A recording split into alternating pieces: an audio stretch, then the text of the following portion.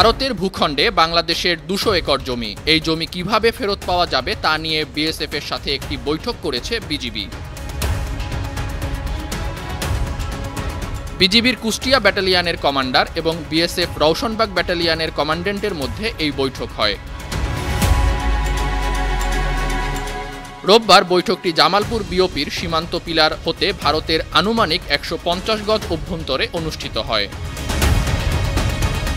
বৈঠকে বাংলাদেশের পক্ষে নেতৃত্ব দেন কুষ্টিয়া ব্যাটালিয়নের অধিনায়ক লেফটেন্যান্ট কর্নেল মোহাম্মদ মাহবুব মুর্শেদ রহমান। অন্যদিকে ভারতের পক্ষে ছিলেন বিএসএফ এর রওশনবাগ ব্যাটালিয়নের কমান্ড্যান্ট বিক্রম দেব সিং। বৈঠকে ভূমি বিরোধ নিষ্পত্তির পাশাপাশি সীমান্ত হত্যা বন্ধ ও মাদক পাচার রোধে গুরুত্বারোপ করা হয়।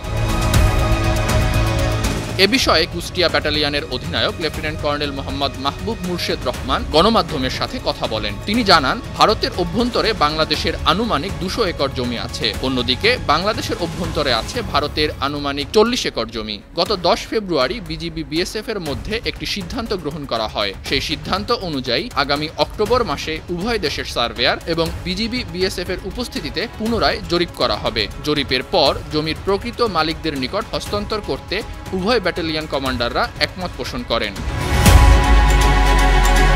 মাহবুব মুর্শেদ রহমান আরও জানান, সীমান্তে বিএসএফ কর্তৃক প্রাণঘাতী অস্ত্র ব্যবহার করে বাংলাদেশি নাগরিক হত্যার ব্যাপারে কড়া প্রতিবাদ জানানো হয়েছে। এছাড়া নিরীহ বাংলাদেশি নাগরিকদের সীমান্তে আটক না করা এবং ভারত থেকে মাদকদ্রব্য যাতে বাংলাদেশের অভ্যন্তরে প্রবেশ করতে না পারে সে ব্যাপারে বিএসএফকে জানানো হয়েছে। পাশাপাশি আসন্ন দুর্গাপূজা উপলক্ষে সীমান্তবর্তী জনসাধারণ যাতে পূজা মণ্ডপে যাওয়া আসা করতে না পারে সে ব্যাপারে ফলপ্রসূ আলোচনা হয়।